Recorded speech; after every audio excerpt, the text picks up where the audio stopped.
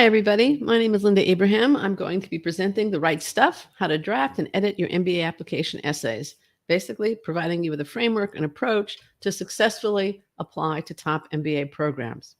Before I launch into the actual presentation, I first of all want to thank GMAT Club for hosting this presentation, and specifically Abhijit, who's in the background and will be helping out throughout the session.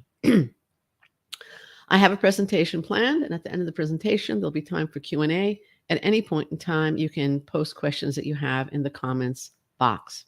Okay, so let's get started. If you are planning to apply to a top MBA program,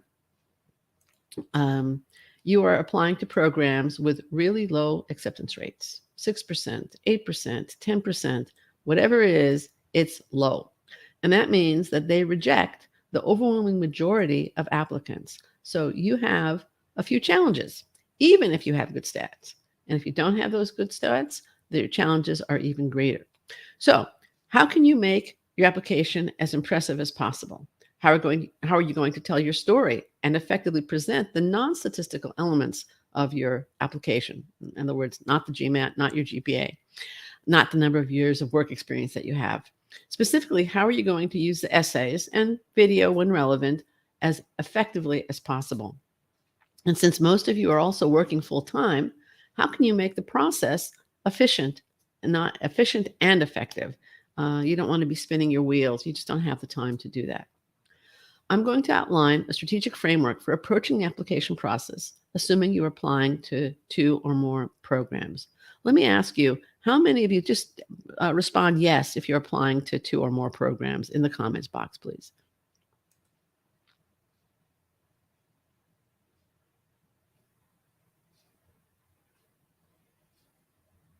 Okay, sounds good. Let's start with the foundation for a good, strong application, and that is choosing the right schools to apply to. In order to determine what those schools are, you must have 4 things. 1, three must-haves. Professional direction, defined as a preferred industry in which you want to work. Okay, now the yeses are coming in. Great. Let's start with, again, professional direction, defined as having a preferred industry in which you want to work and a function you want to perform. It's not the same as the area you want to study. And you want to support programs that support your goals, that have strengths in these areas. 2, you want to have competitive qualifications. And those are going to be in primarily 2 areas. 1, academic. You have to show that you can handle both the communications and quantitative requirements of a top MBA program. And 2, experiential. You have the work experience, the leadership, the impact that top business schools are looking for. You need a sense of what's important to you in an MBA program. Is location a factor?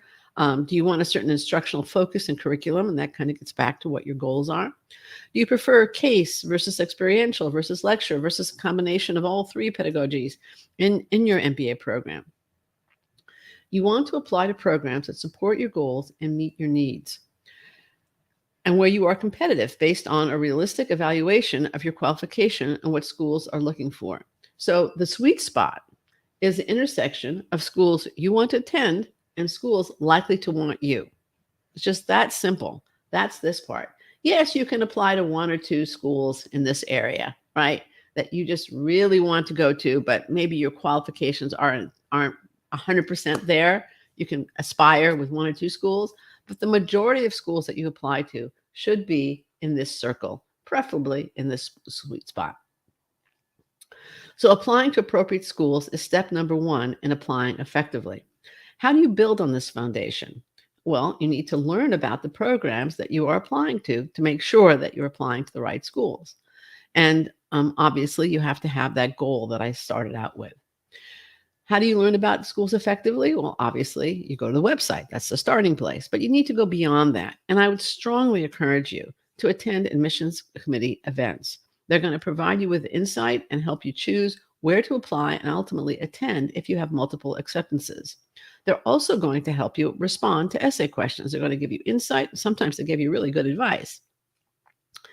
And these admissions committee events also serve as a way for you to demonstrate your seriousness and interest in their specific schools. And some schools definitely weigh demonstrated interest in determining who among the qualified candidates get acceptances and are sent to the wait list. And the third way for you to learn about the schools and just stay up to date is to follow them on social media. Realize that in all these venues, the website, the events, the social media, whether they're online or in person, the schools provide lots of information about their programs as well as advice on completing their applications. Take advantage of that information to ensure that you are making a wise investment in your MBA education and improving your chances of acceptance. Excuse me, I'm getting over a cold, but it's pretty much gone. Now that you've done this research, what schools should you apply to? Here are the criteria that should guide you. The school's success in placing grads in the positions and companies you'd like to work for. I should say positions and industries you'd like to work for. The curriculum. What and how are you going to study, and does it match your preferences? Extracurricular clubs, events, treks, and competitions that support your goals and match your interests, things that you're going to enjoy. You're going to gain enormously from the extracurricular aspects of your MBA program. And then, of course, as I've emphasized all along, your qualifications and competitiveness so that you can make sure you're applying to programs that are also likely to want you.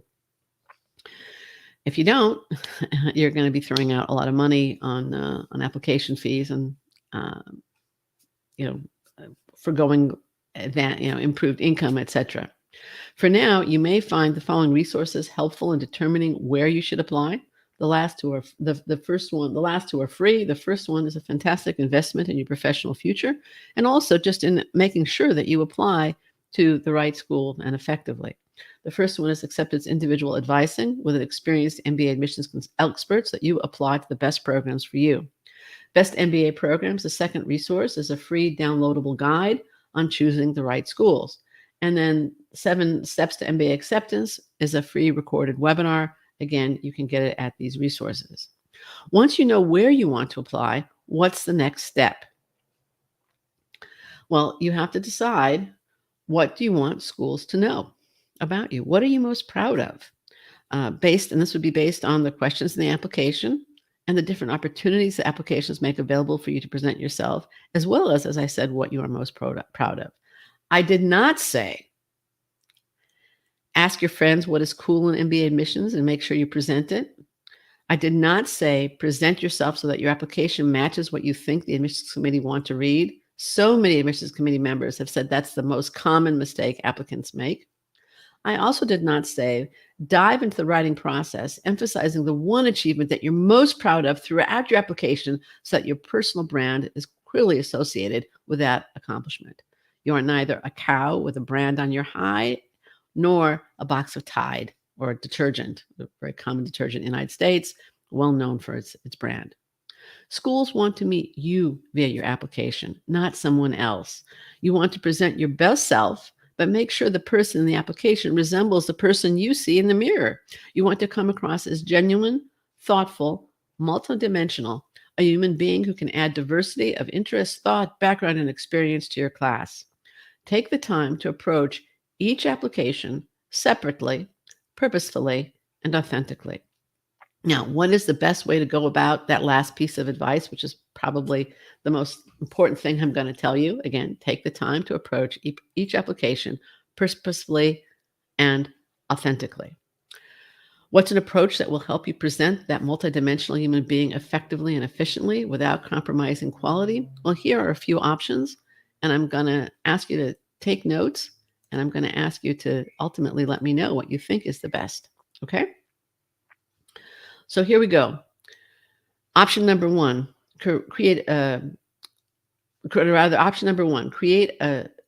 approach each application as a series of discrete tasks that you simply need to check off and complete, like a to-do list. You want to get it done. That's option number one. Option number two, create a spreadsheet for all the written or visual portions of the applications. Have a worksheet for each school with a row for each element in the application. Plan how each element will add to the reader's knowledge of you by inserting the different experiences and insights that you intend to include in the application's different boxes, essays, and answers. It's more like putting a jigsaw puzzle together, where each piece provides different information, but in total presents a wonderful picture of you in each application. So that's option number two. the jigsaw puzzle approach. And option number 3, batch all leadership questions, all diversity questions, all challenge, overcome questions, etc. Save time, it's very efficient. Then write the essays that are school specific, respond to short essay questions, and draft activity and work descriptions. It's more like a productivity tool to maximize efficiency and time usage. So now in the chat window, which do you feel is the best approach? A, the to-do list, B, the jigsaw puzzle approach, or C, the productivity approach? Again, in the comments window, I'm going to let you do that as I can. I'm not going to give you the answer because that'll spoil all the fun. But what do you think is it? A, the to-do list, B, the jigsaw puzzle, or 3, productivity tool and batching?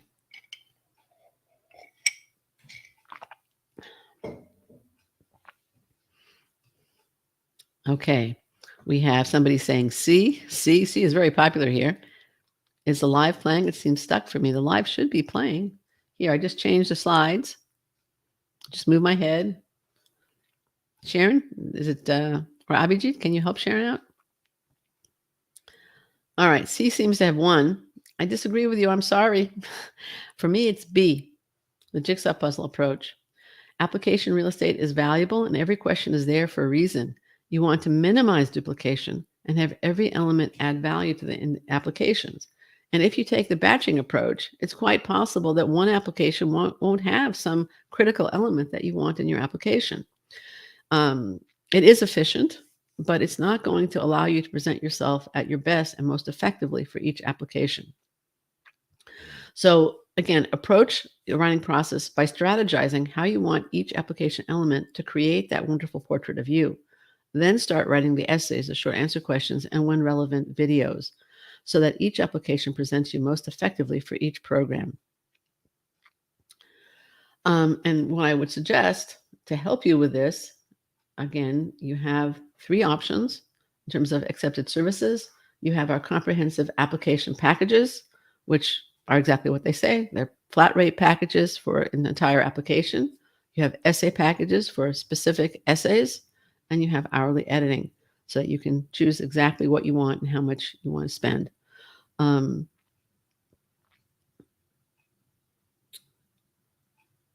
So now you've written the essays and you think your applications are ready to submit. They're ready for prime time. You think but shouldn't you check everything? And if so, what is the best way to check your applications? What's the most effective? Is spell check sufficient? Here are my recommendations for a comprehensive check of your application before submitting it.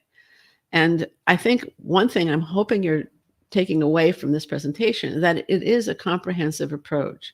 It starts with choosing the right schools, moves on to strategically approaching each application, and now strategically checking each application or comprehensively checking each application. So I recommend a 4-step approach to polishing your application and making sure it's really as good as it can be.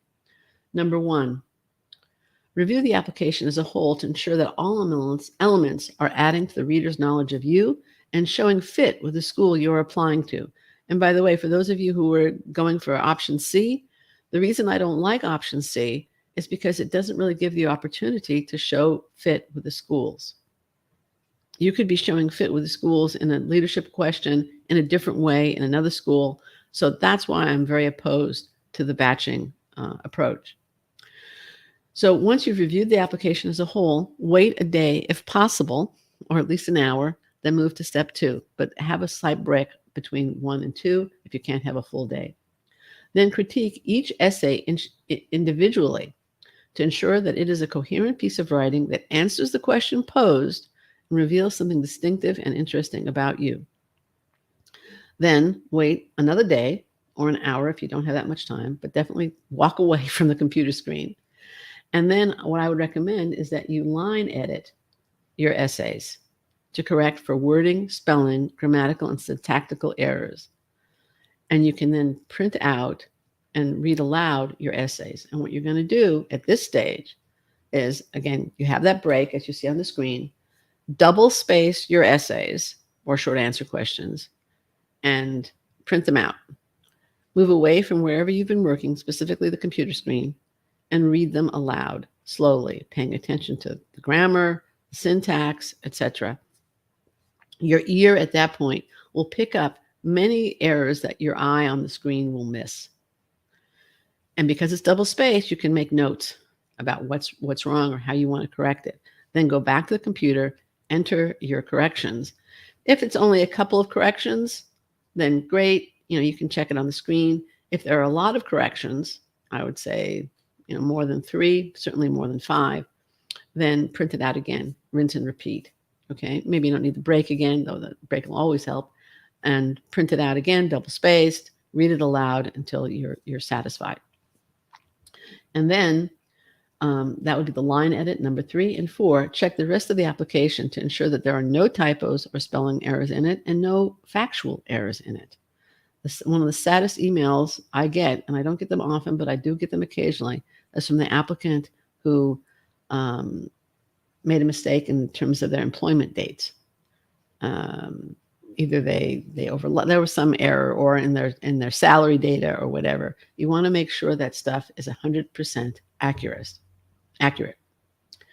If you want to submit a polished application, take the time to review it on a macro and micro level, which is what these 4 steps outline, and don't review it at the last minute in a rush. Allow time, right? It's now October 27th. If you're aiming for round 2, you have time to schedule when you're going to do each application, give them each appropriate time. If you want to take your break, you can start on another application, turn to this one, that's all fine. But again, take this process seriously. Now, I've really dumped a lot of information on you, and I probably could have and have on different occasions gone into more depth on almost any of the individual points. Again, the main point is that the foundation of a good application is choosing the right schools, approaching the written elements of the application and the video, if you have one, strategically, so that each one adds to the reader's knowledge of you and presents you in an impressive way. And 3, checking your application on multiple levels comprehensively so that it is polished and really ready to show you at your best. Right now, I invite you to take our new quiz, mapping your MBA application. The long URL is on the screen. I can give you a short URL also, accepted.com/mapmba. This is accepted.com/MAPMBA. The quiz is free, and it will give you a chance to see how well you understood the material presented this morning, as well as links to additional resources, both free and paid, that will assist you in applying successfully and efficiently. Finally, no free webinar, presentation, assessment, or download can match the benefits of one-on-one individual guidance and editing. I've talked about it occasionally in the presentation. We're talking about your professional future, and unless you've done this successfully for decades, you can't match the experience of accepted staff, many of whom are former admissions directors, and almost all of whom have years of experience as admissions consultants. So whether you want a comprehensive assistance and guidance with every step of the application process, or you just want us to review and edit your essays or provide mock interviews, there's an option for you at accepted/MBA/services. Thanks again to GMAT Club for hosting this presentation, and now I'm happy to take your questions.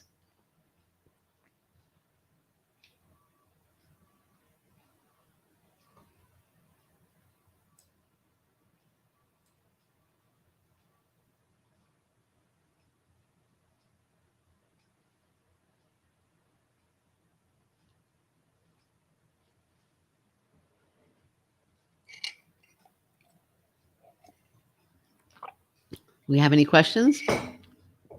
Or is it all clear?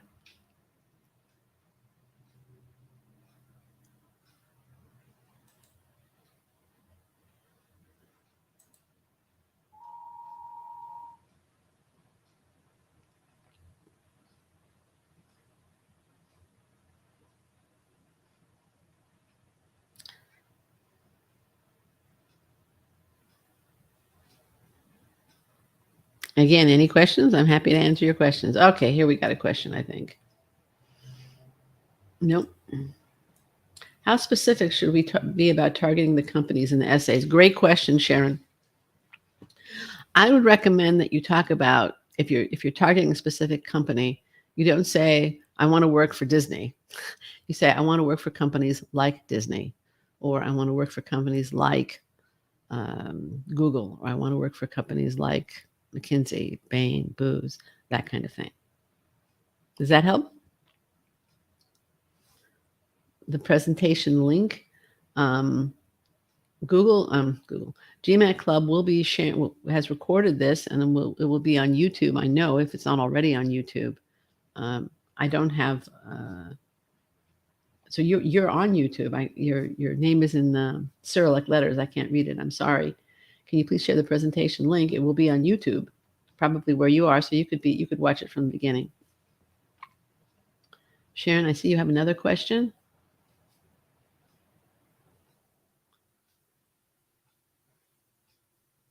Okay, good. Good.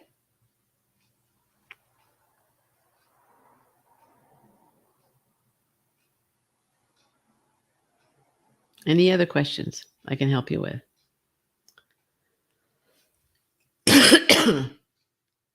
Okay. I apologize if I mispronounce the name. Youngson asks, when an essay prompt asks you to limit your words up to 500, what is the best number of words in the essay? The best number of words in the essay is a number, preferably right around 500, that answers the question as completely as possible. We have a rule of thumb that as long as you're not dealing with character limits or an application that actually cuts off your essay, which is fairly unusual in the MBA world, you can go up to 10% over the word limit. But it's not so much, but you need to make sure that those words count. Again, that they're adding to the reader's knowledge of you. Don't just use 500 words or 550 words to use them. Make sure that they add value. I wouldn't go over 550 words if there's a 500 word limit, because while the admissions committee won't sit there and count your words, they get pretty good at what is a typical length of essay for 500 words. Good question. Thank you. Does it make sense to mention alumni names? Well, that depends very much on context. Does it fit in the in terms of your response? Did the alum really give you some insight into the program or make you want to attend the program? Was it part of the research that you were doing to talk to the alum? So that would make sense. But then it would make sense. There's certainly no downside to doing it as long as it fits with your overall answer. You don't want to come across as just name dropping, but if you do want to come across as somebody who's thoroughly researched the program and is seriously interested in it. So if mentioning alum's name helps you do that, by all means, mention the alum's name. If it's just a matter of dropping names, I would say it doesn't make sense, and you can probably use that application real estate more effectively. Okay, we have another question here. Please, is it okay this is from Prince Kofi. Please, is it okay to talk about starting a club at your target school that doesn't exist after interacting with a current student? It probably does. It probably is okay. It would be more effective if you could also point to something similar that you initiated in the past. So let's say if you, I don't know, here's an example. Let's say you want to start a luxury goods marketing club at a school that doesn't have that yet, but has a lot of marketing strengths, and you started a similar club as an undergrad. That would be really, really good. Just to say you want to start a luxury goods marketing club, you have no background in it, in the field, that would just sound like pie in the sky. It would not sound real or terribly convincing. But if you can point to when you've done something similar in the past and say that you talked to a current student and maybe he's going to be second year, you're going to be first year, or she's going to be second year, you're going to be first year, and you want to do it together, and then there'd be continuity, that would, that could be really good. Anyway, I hope that helped you. And I think you can see from the answers that I'm giving about writing about certain things that a lot of it is dependent upon context. It depends on your background. It also depends on the questions that you're responding to, which is something I try to convey in my presentation, that you want to approach each application strategically and comprehensively so that yes, you can mention that alum, or you can mention that desire to start a club, as long as it's realistic. You can use the 500 words effectively. Um, that's all part of approaching it comprehensively and strategically. Any other questions? I'm more than happy. I have the time to answer your questions, so please feel free. I actually like answering them if I can.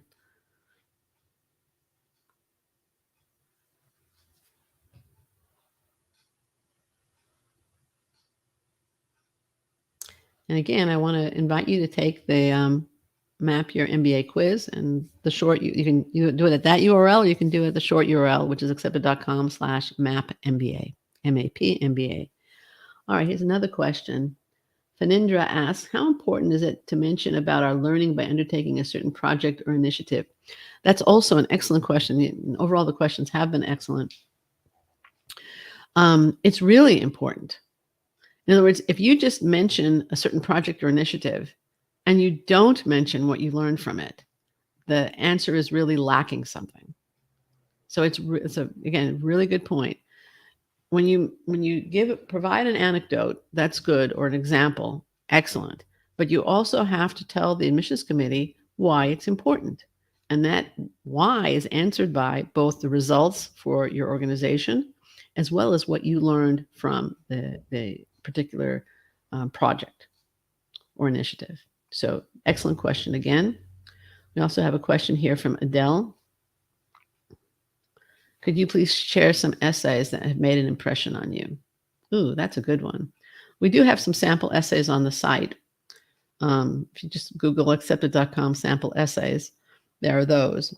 I think the ones that have made the biggest impression on me are ones where the applicant talked about challenge overcome, or they really grew from a particular experience, or they had enormous impact on others. Those would probably be the categories that have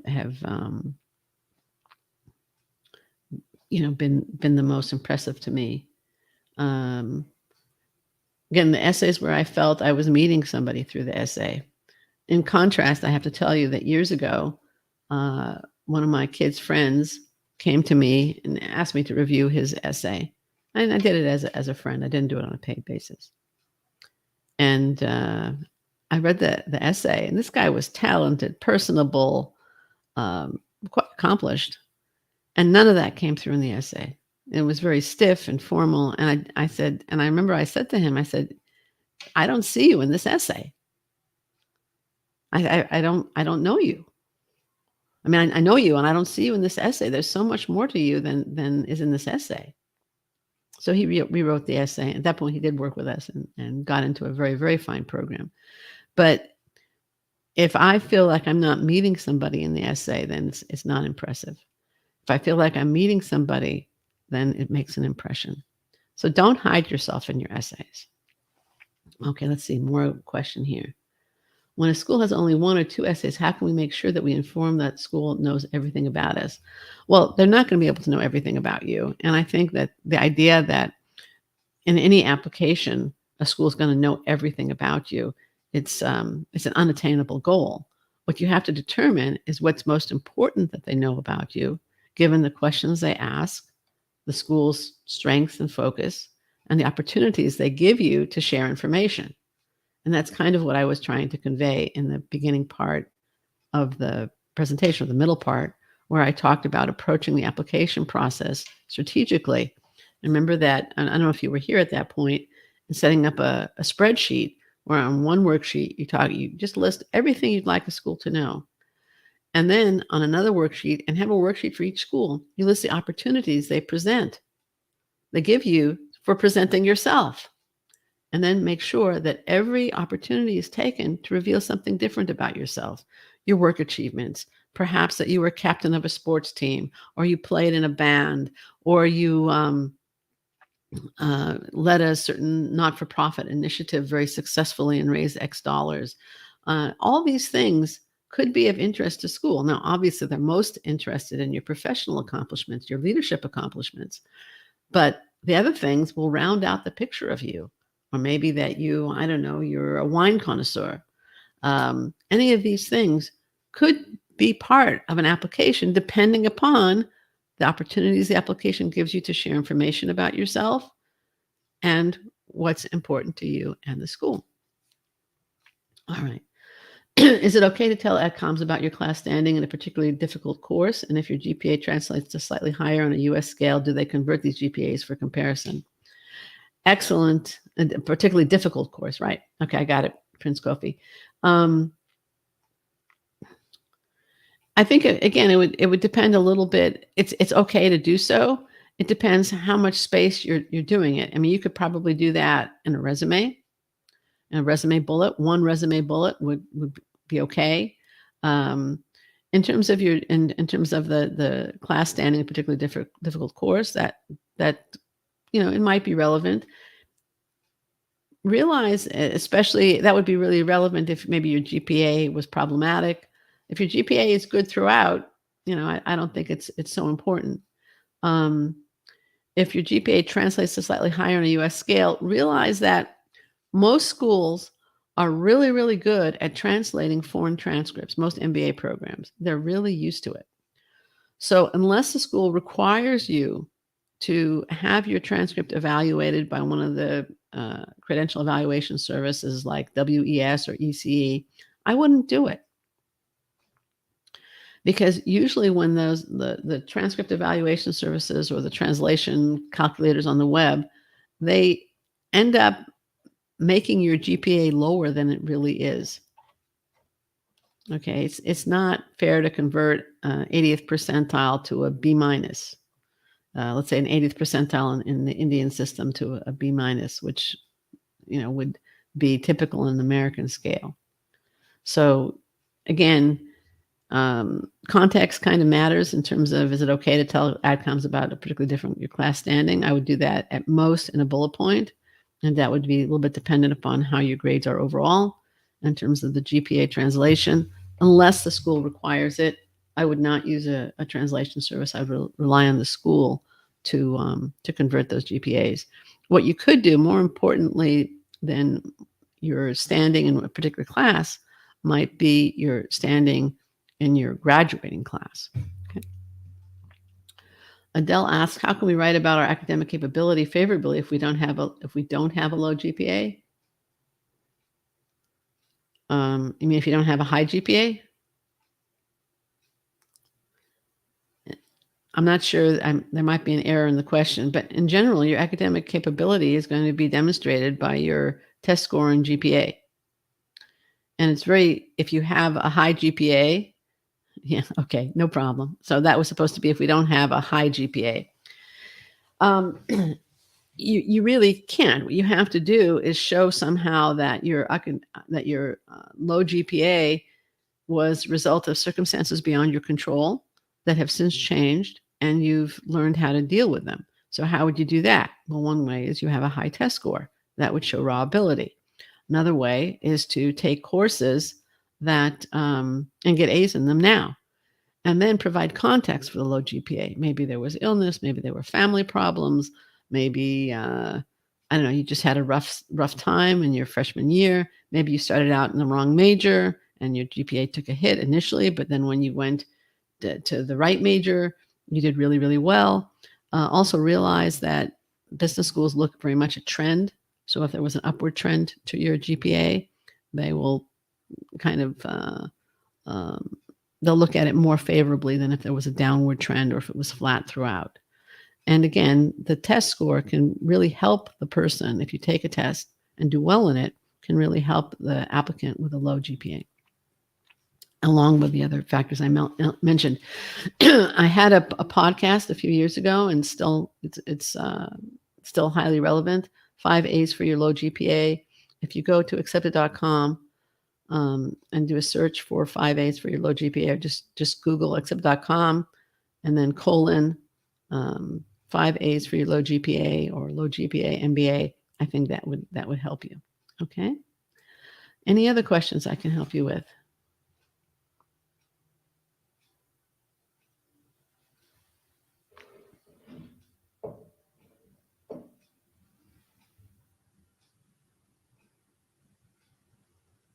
All right. Well, in that case, I want to thank you very much for attending. Any other questions? Last call for questions.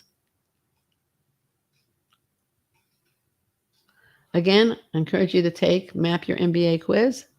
And thank you, Abhijit, for posting that. There is the link to 5/8 for your low GPA, right? Okay, so Tumpa asked about a time gap in employment. May I ask how long the gap is, Tumpa, before we close this out? And again, if you have any questions, feel free to post them.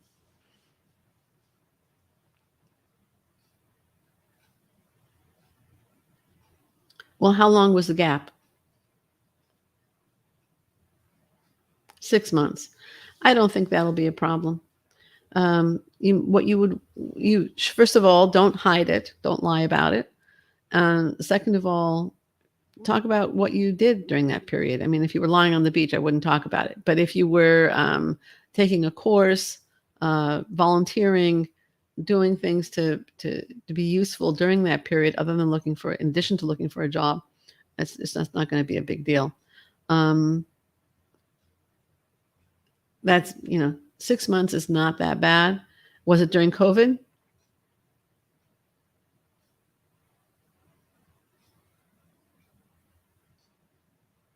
Was the gap during COVID?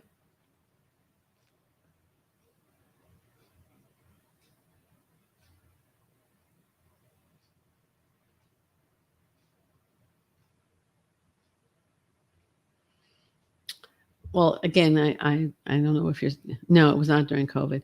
Was it recently or was it before, a while ago? It wasn't recently. If it wasn't recently, then it's also just less important. I wouldn't worry about it. Okay. Any other questions? Oh, it was recently. Well, again, context is gonna count. Were you laid off? Did you leave? What did you do during the period of unemployment? Did you end up with a better job? Context is gonna really determine the impact of the 6 months. I don't think it's going to be a big deal, but the context is the details are going to count. Are you working currently?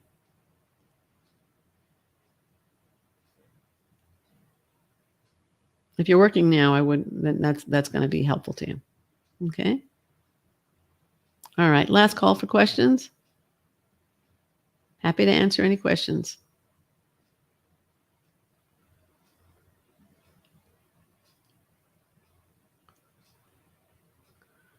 All right, then thank you very much for attending. Thank you for your time, your attention, your questions, your participation, and good luck with your MBA applications. If you'd like help, again, you have options at Accepted, whether it's comprehensive application packages, hourly services, or flat rate services for portions of your application. Accepted.com/MBA/services. You're welcome, and good luck with your applications. Take care.